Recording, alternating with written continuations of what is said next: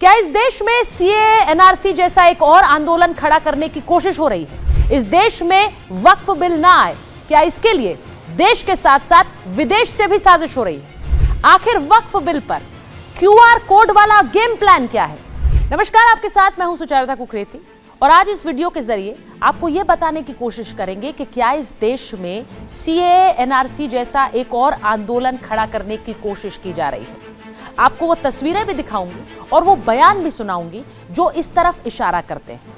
लेकिन आपको वो बयान सुनाऊं उससे पहले आपको वो तस्वीर दिखाना चाहती हूं जिससे आपको ये यकीन होगा कि इस देश में वक्फ बिल ना आए, इसके लिए बाकायदा एक तैयारी कर ली गई है। इस वीडियो में आपको साफ नजर आ रहा है कि छोटी छोटी गलियों में कैसे अनाउंसमेंट्स किए जा रहे हैं। ये अनाउंसमेंट्स इसलिए किए जा रहे हैं कि लोग, खासकर जो मुसलमान हैं, वो अपनी राय जेपीसी को भेजें, जॉइंट पार्लियामेंट्री कमेटी, जिसमें वक्फ अमेंडमेंट बिल अभी विचाराधीन है। लोगों से कहा जा रहा है कि वो all India Muslim personal law board ने जो क्यूआर कोड जारी किया है उस पर अपने मोबाइल से जाकर राय रखें। ये राय रखें कि ये बिल नहीं आना चाहिए।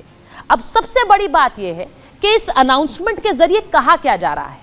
लोगों से यह कहा जा रहा है कि अगर यह बिल आ गया तो मुसलमानों की मस्जिदें छिन जाएंगी। जरा सुनिए क्या कह रहे हैं लोग। याद रखिए, ये बिल अगर पास हो गया तो हमारी मस्जिदें छिन जाएंगी, मदारिस छिन जाएंगे, कब्रिस्तान छिन जाएंगे और वक्फ बोर्ड की लाखों की तादाद में जो प्रॉपर्टी है वो सब छिन जाएगी। तो इसलिए आज बेदारी का सबूत दें। 13 तारीख तक का हमारे पास टाइम है। ईमेल के जरिए से ज्वाइंट पार्लियामेंट्री कमेटी को अपनी राय पेश करें। अगर ये बिल आ गया तो आपकी मस्जिदें छिन जाएंगी, आपकी मजार छिन जाएगी। ये बार बार मुसलमानों से कहा जा रहा है। ठीक उसी तरह जैसे सीएए, एनआरसी के आंदोलन के दौरान लोगों से कहा जा रहा था कि अगर सीएए आ गया तो मुसलमानों की नागरिकता चली जाएगी। वो सरासर झूठ था।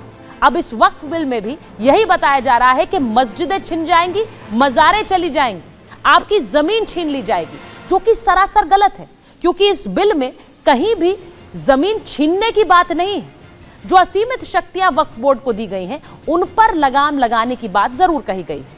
अब आपको एक और तस्वीर दिखाती हूं। शुक्रवार के दिन जुम्मे की नमाज हुई और देश भर के मस्जिदों में all India Muslim personal law board ने जो क्यूआर कोड जारी किया, उस क्यूआर कोड की तस्वीरें मस्जिदों के बाहर लगाई गई। ये तस्वीर आपको मैं लखनऊ के ऐशबाग मस्जिद की दिखा रही हूं। यहां पर लोगों ने आकर इस क्यूआर कोड को स्कैन किया और अपनी राय भेजी कि इस वक्फ बिल को नहीं आना चाहिए। अब सवाल यह है कि इस बिल को रोकने की इतनी कोशिश क्यों की जा रही है? क्या इस बिल के साथ साथ कई लोगों की सियासत और राजनीतिक वजूद भी जुड़े हुए हैं? मैं क्यों कह रही हूं ऐसा? अब आपको मैं कुछ बयान सुनाती हूं। एआईएमआईएम अध्यक्ष असदुद्दीन ओवैसी ने अपनी सभा में एक बयान दिया। उन्होंने कहा कि अगर यह वक्फ बिल आ गया तो काशी मथुरा नहीं बल्कि कोई भी मस्जिद मुसलमानों के लिए नहीं बचेगी। अब क्या यह भड़काऊ बयान नहीं है? क्योंकि वक्फ बिल में कहीं भी यह नहीं कहा गया है कि किसी तरह से कोई मस्जिद ली जाएगी या किसी की जमीन पर कब्जा किया जाएगा। याद रखो मुसलमानों, हमने एक मस्जिद को खो दिया, तुम और कितनी मस्जिदों को खोने के लिए तैयार हो? एक मस्जिद को हमने खो दिया। याद रखो, अगर ये खुदा ना खास्ता कानून बनेगा तो सिर्फ काशी मथुरा नहीं, कोई मस्जिद नहीं बचेगी भारत में, जो झगड़े शुरू हो जाएंगे। मस्जिदों को बंद कर दिया जाएगा। कलेक्टर बोलेगा नहीं मस्जिद नहीं है, खानखाहों को, दरगाहों को बंद कर दिया जाएगा। इस तरह का गंदा कानून नरेंद्र मोदी बना रहे हैं। सबसे हैरानी की बात तो यह है कि असदुद्दीन ओवैसी तो भारत में रहकर यह बयान दे रहे हैं, लेकिन वक्फ बिल का न आना अंतर्राष्ट्रीय ताकतों के लिए भी कितना जरूरी हो गया है। आप इसका अंदाजा इस बात से लगाइए कि भड़काऊ बयान देने वाला भगोड़ा जाकिर नाइक विदेश में बैठकर वक्फ बिल पर कमेंट्री कर रहा है। जाकिर नाइक कह रहा है कि देश में बड़ी तादाद में मुसलमान लोग हैं। जाकिर नाइक का मानना है कि इनमें से 5% भी या फिर 2.5% मुसलमान भी अगर वक्फ के खिलाफ बयान दें और इस पर अपनी राय दें तो ये वक्फ बिल नहीं आ पाएगा। वो अपनी तकरीर में खुलकर कह रहा है कि देश के मुसलमानों को एकजुट होकर इस वक्फ बिल के खिलाफ वोट देना चाहिए, यानी कि जेपीसी में राय देनी चाहिए और इसे आने से रोकना चाहिए। क्यों? क्योंकि यह बिल आया तो देश के मुसलमानों के साथ बहुत सारी ज्यादतियां होंगी। अब सवाल यह है कि जाकिर नायक देश में वक्फ बिल ना आए ऐसे बयान क्यों दे रहा है। जाकिर नायक विदेश में बैठा है लेकिन देश में मुसलमानों को भड़काने से बाज नहीं आ रहा है। वक्फ बिल पर देश में एक बड़ा टूल किट सामने नजर आ रहा है जो मुसलमानों को अब इस नाम पे भड़का रहा है कि अगर यह बिल आ गया तो देश में मुसलमानों के पास न मस्जिदें बचेंगी न मज़ारें बचेंगी।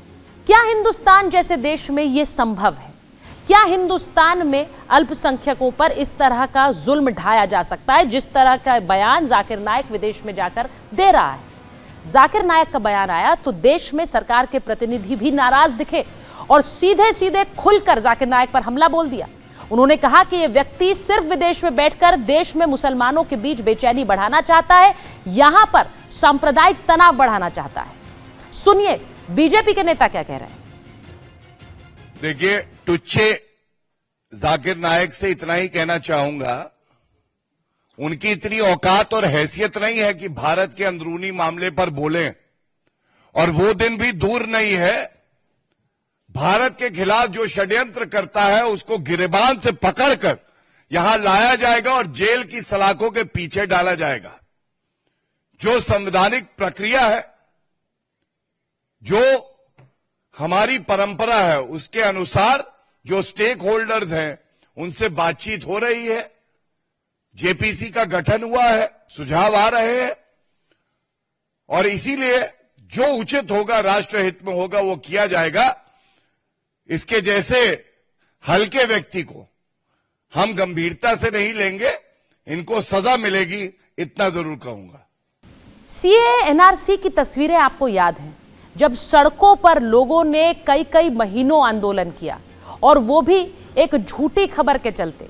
खबर ये कि लोगों की नागरिकता छिनने वाली है। सीए आया भी और किसी की नागरिकता भी नहीं गई। अब एक बार फिर वही झूठ का प्रोपेगेंडा फैलाया जा रहा है। यह कहा जा रहा है कि अगर वक्फ अमेंडमेंट बिल इस देश में आ गया तो मुसलमानों की सारी जमीनें उनसे छीन ली जाएंगी। यह भी कहा जा रहा है कि इस बिल के खिलाफ हर मुसलमान को लड़ना है। ऐसे भड़काऊ बयानों के बाद क्या होगा? एक बार फिर देश पे आक्रोश होगा, एक बार फिर सड़कों पर आंदोलन होंगे, और वही इस देश को नहीं चाहिए। इसीलिए वक्फ बिल को लेकर पहले जानकारी हासिल करें और इस तरह के फॉल्स प्रोपेगेंडे यानी झूठे प्रोपेगेंडों में ना फंसें। अगर आपकी भी कोई राय वक्फ बिल को लेकर है या इस वीडियो को लेकर है तो हमें जरूर बताएं।